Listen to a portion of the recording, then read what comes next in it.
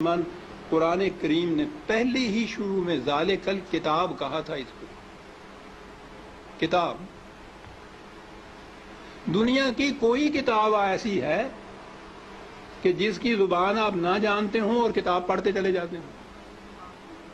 کوئی کتاب آپ بتا دیجیے.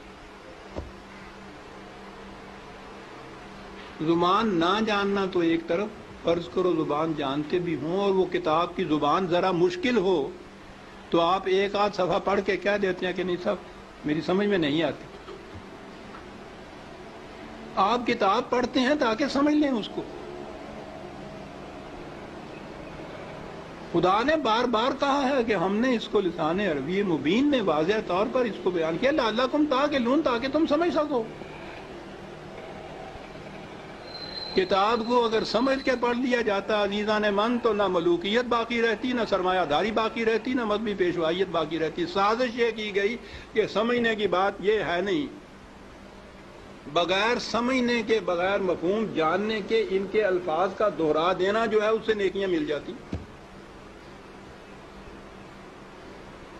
ایسا چکر دیا کہ کتاب کا سمجھنا جو تھا، سمجھنا کتاب کا بےمانی ہو گیا.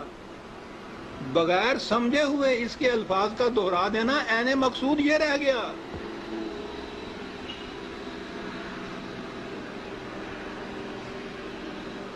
اعلیٰ سے اعلیٰ درجے کی کسی طبیب، حکیم کی، فلاسفر کی نسخوں کی کتاب، ہر مرض کا نسخہ جہاں لکھا ہو اس کے اندر، آپ اس کو سمجھے نہیں اس زبان کو اور وہ نسخے زبانی یاد کر لیں اور صبح اٹھ کے ان کو نسخوں کو رٹتے رہیں، شام تک بولتے رہیں.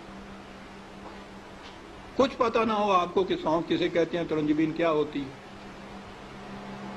اور پڑھتے چلیں. کیا مرض کی شفا مل جائے گی اس طرح سے؟ اس کتاب کا مقصد پورا ہو جائے گا؟ میں نے کہا ہے ابھی کہ ہے کوئی دنیا میں اور کتاب جس کے ساتھ یہ کچھ آپ کرتے ہوں؟ عزیزان من، اس کتاب عظیم نے کیا لیا ہے کہ ہم اس کے ساتھ یہ کرتے جو کسی کتاب کے ساتھ نہیں کرتے؟ یہ سب اس لیے کہ یہ سمجھ میں نہ آ جائے کہیں، ہو نہ جائے آشکارا شرع پیغمبر کہیں. یہ آج ہی کی سازش نہیں ہے، شروع سے چلی آ رہی ہے. یہ لگا دو اس لائن کے اوپر کہ دہراتے جاؤ اس کو ساتھ، بغیر سمجھے.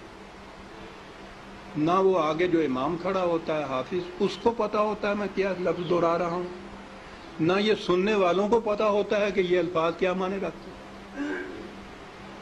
دونوں ہی مطمئن ہوتے ہیں کہ ثواب حاصل ہوتا ہے.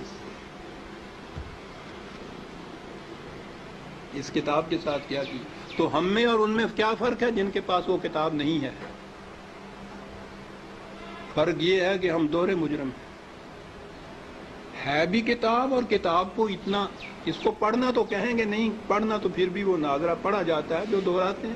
ناظرہ پڑھنا بھی تو یہی ہوتا ہے، الفاظ ہی ہوتے ہیں جن کو دہراتے ہیں ہم. یہ کتاب ہدایت تھی، یہ وہ نقشے اس میں دیے ہوئے تھے کہ فلاں دوراہے پہ پہنچو تو دائیں کی طرف مڑ جاؤ تو اس طرف جاؤ گے، بائیں کی طرف کا راستہ اس طرف چلا جائے گا. نہیں سمجھتے اس کو. ہر مرض کی شفا تھی اس میں، دہرائے چلے جا رہے. یہ ایک پورا ریلا حفاظ جسے کہتے ہیں، صرف حفظ کیا ہوا، کچھ معنی نہیں جانتے. اسی میں وہ پھر قاری آ جاتے ہیں، حفظ بھی کیا ہے، پڑھتے بھی ہیں، پھر قرأت کے ساتھ گا گا کے پڑھا جاتا ہے.